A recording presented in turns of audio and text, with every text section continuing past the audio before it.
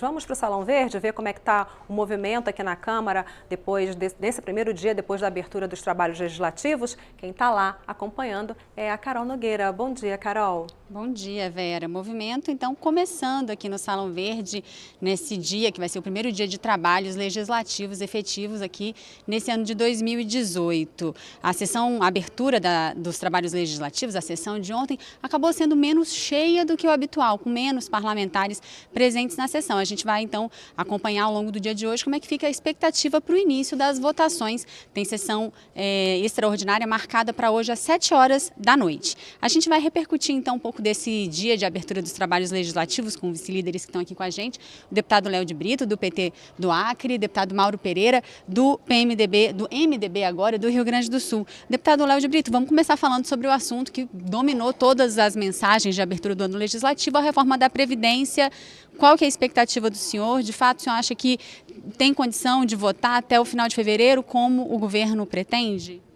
Eu acredito que não, conversando inclusive com vários deputados da base do governo, nesse período agora do recesso, até ontem mesmo, quando vinha num voo para Brasília, há quase um sentimento unânime de que o governo não tem os votos, está muito aquém inclusive daquilo que ele anuncia de votos. Por quê? Porque a ampla maioria da população não quer essa reforma da Previdência, desaprova essa reforma da Previdência. E ao contrário das falácias e da propaganda mentirosa que o governo se utiliza, inclusive utilizando vários órgãos de Estado, como nós vimos ontem aí, vários ministérios, diferentes ministérios fazendo publicidade do governo. Essa reforma, ela é uma reforma que prejudica sim os trabalhadores, prejudica as mulheres, prejudica os trabalhadores rurais, prejudica os servidores públicos, prejudica os pensionistas e de fato é uma reforma que não foi discutida nas eleições de 2014 e sendo feita por um governo que não tem legitimidade para isso. Deputado Mauro, sua expectativa, e pegando o gancho do que o deputado Léo estava falando, não foi discutido nas eleições de 2014. Esse tema deve pautar a campanha para as eleições desse ano? Bom, primeiramente, cumprimentar meu colega Léo de Brito, cumprimentar a ti, Carol, cumprimentar os nossos telespectadores e dizer que nós estamos vivendo um momento no país, um momento muito importante.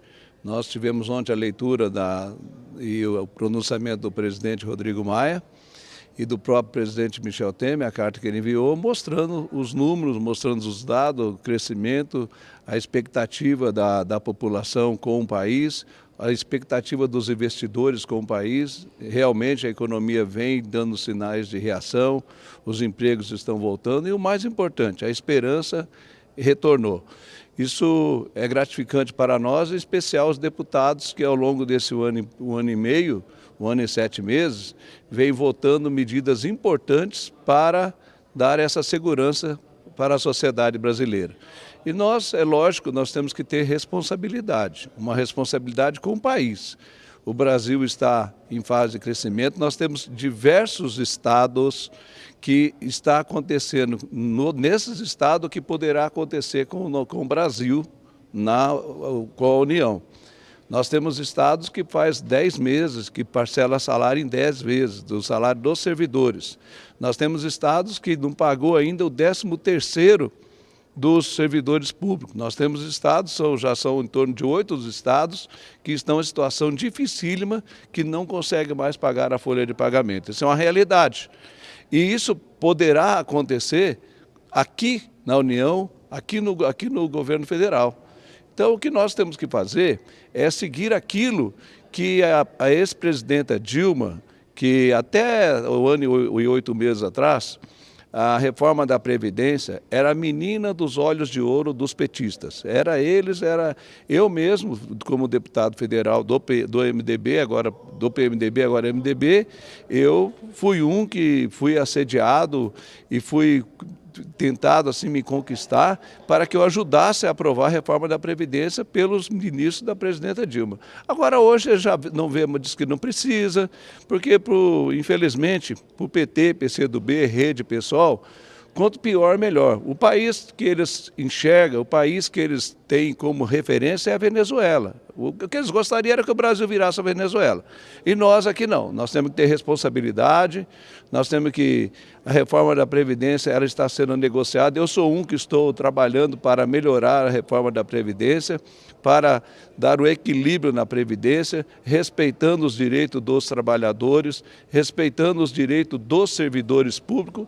E essa interação, essa negociação está fazendo com que o relatório nem foi apresentado ainda. O relatório vai ser apresentado pelo líder, pelo nosso colega deputado Arthur Maia, nos próximos dias.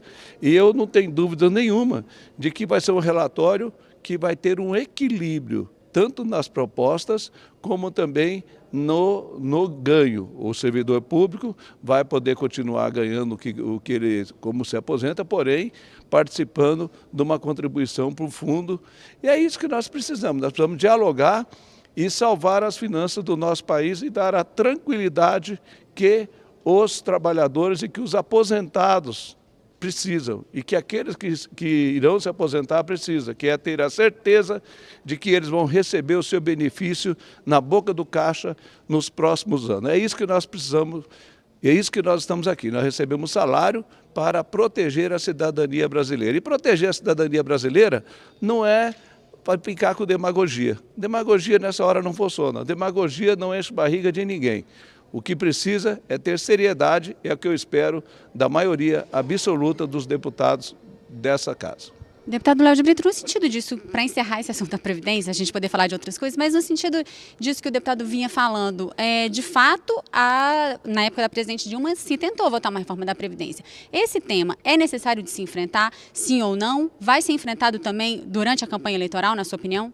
Olha, primeiro que não se tentou votar uma reforma da Previdência, não foi mandado nenhum projeto para cá. Foi iniciada uma discussão que inclusive envolvia as centrais sindicais, segmentos da sociedade, o que não foi feito. Essa reforma da Previdência do governo do Temer, ela foi feita entre quatro paredes, nos gabinetes, com a influência, sobretudo, do sistema financeiro, do mercado financeiro. Quem não lembra da agenda do secretário da Receita Federal? Era uma agenda que era feita praticamente com os banqueiros. Por quê? Os grandes beneficiários dessa reforma da Previdência é exatamente os planos privados de previdência, os bancos, que estão ganhando muito nesse governo. Quando eu vejo o deputado Mauro falando aqui desse Brasil, do Michel Temer, que ele fala que reduziu a inflação, mas que está aumentando o gás, está aumentando a energia, está aumentando os combustíveis, quando ele fala da redução dos juros, mas que não chega no cartão de crédito, que não chega no setor produtivo, e quando ele fala de responsabilidade, nós não podemos esquecer que o governo gastou bilhões no ano passado em 2 votações para salvar o presidente Temer. A gente não pode esquecer que o governo deu isenções de 1 trilhão com a MP 795 em impostos, inclusive aqueles que contribuem para a Previdência, como é o caso do PIS, COFINS e CSLL. Então, nós precisamos ter responsabilidade. O que o governo está fazendo nesse momento é uma falácia. E o que nós estamos vendo, de fato, no dia a dia das pessoas é que o desemprego está tomando de conta, os empregos que são gerados são empregos precários, isso prejudica, inclusive, a própria Previdência. O governo aprovou uma reforma trabalhista que diz que ia gerar empregos no mês de dezembro, que é o mês de Natal, que aquece a economia. Nós tivemos quase 300 mil empregos a menos e fechamos 2017 com saldo negativo de emprego.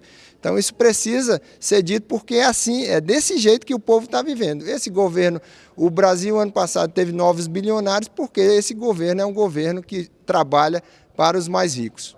Vamos falar dos outros assuntos então da pauta. Deputado Mauro Pereira, privatização da Eletrobras, já tem uma medida provisória e um projeto de lei aqui na casa. Qual que é a sua expectativa de votação?